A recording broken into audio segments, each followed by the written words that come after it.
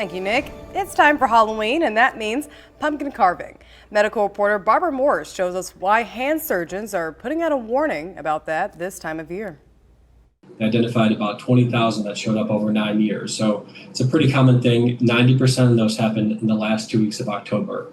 And it's mostly children between the ages of 10 and 19. It's really tempting to take that really large butcher knife and kind of say, oh, this will be easy. Until you either drive it through the pumpkin and through the other side into your hand, or it slips off the pumpkin and it lacerates the hand.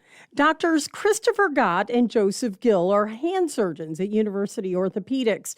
First off, if your child is under the age of 10, you do the carving, or better yet, paint the pumpkin.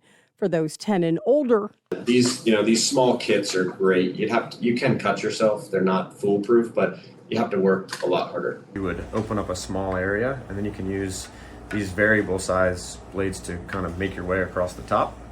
Again, not super sharp, but sharp enough to open up the top of the pumpkin. If you or your child gets cut, tend to it as quickly as possible.